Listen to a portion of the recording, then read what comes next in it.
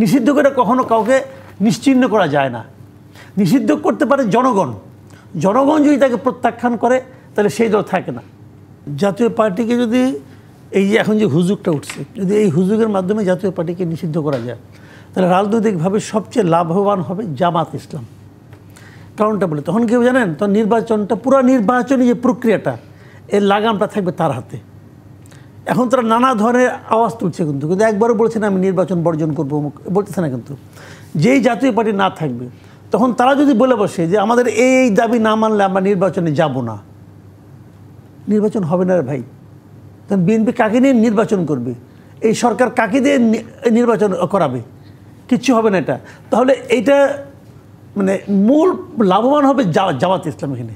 আর জামাত ইসলাম কি চাচ্ছে? জামাত ইসলাম চাচ্ছে নির্বাচনটাকে বিলম্বিত করার জন্য। কারণটা কি? কারণটা যেই না নির্বাচন হয়ে যাবে সে তো ক্ষমতায় যেতে পারবে না ভাই, ক্ষমতা যাবে অন্য কোনো পার্টি। এখন তো সে নির্বাচনে বিজয়ী না হয়ে ক্ষমতা ভোগ করতেছে, তো এই ক্ষমতা তখন তারা ভোগ করতে পারবে না। তো এই যে জটল, এই জন্যই কিন্তু তারা এই জন্যই চাচ্ছে যে কোনোভাবে এটাকে নিষিদ্ধ করা যায় কিনা, এবং এটা ওদের একটা মূল দাবির মধ্যে পড়ে যাবে। দেখেন কয়দিন পরে দেখেন না। আজকে আসলে যে রাজনৈতিক দলগুলো আলোচনা করছেন প্রধান উপদেষ্টার সাথে, তারাও অনেকে বলেছেন যে তারাও আসলে এই স্বৈরাচার শেখ হাসিনা সরকারকে সহযোগিতার অভিযোগে জাতীয় পার্টি নিষিদ্ধ দেখতে চান। কি বলেছে আমি জানি না, তারা কেন বলেছে তাও জানি না, কিন্তু এটা অর্থহীন দাবি ভাই।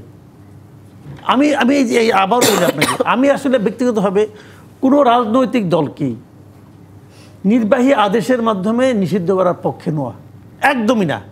কোনোদিনও ছিলাম না। যখন জামাত ইসলামকে নিষিদ্ধ করেছিল 3 তারিখে, আমি 3 তারিখে বলছিলাম এই কাজটা আওয়ামী লীগ ঠিক করে না, আমরা এটা করতে পারে না। কারণ নিষিদ্ধ করে কখনো কাউকে নিশ্চিহ্ন করা যায় না। নিষিদ্ধ করতে পারে জনগণ। জনগণ যদি তাকে প্রত্যাখ্যান করে তাহলে সেই দল থাকে না, সেই দল ধীরে ধীরে হারিয়ে যায়। জনগণ প্রত্যাখ্যান না করলে সরকার নির্বাহী আদেশের মাধ্যমে দলকে নিষিদ্ধ করবে, অথবা সরকার নানা রকম ক্যারিকেচার করে একটা দুর্বল দলকে প্রধান বিরোধী দল বানাবে, যেটা 14 বছর জাতীয় পার্টিকে বানাইছিল। এতে যাকে বানায় সে ক্ষতিগ্রস্ত হয়। জাতীয় পার্টি কিন্তু ক্ষতিগ্রস্ত হয়েছে ওই বিএনপির প্রেমে পড়া। আর এদিকে আপনি যখন তাকে নিষিদ্ধ করবেন সে আরও পাওয়ারফুল হবে। জামাত ইসলাম আগের চেয়ে পাওয়ারফুল হয়েছে না, এই কারণে হয়েছে। বিএনপি তো ঠেলতে অবস্থা এমন ছিল যে বিএনপি নাকি একটা সন্ত্রাসী দল।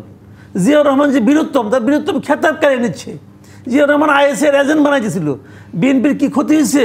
জনগণের মধ্যে বিএনপির কোনো হয়েছে, অবস্থান কোনো জায়গায় কমছে?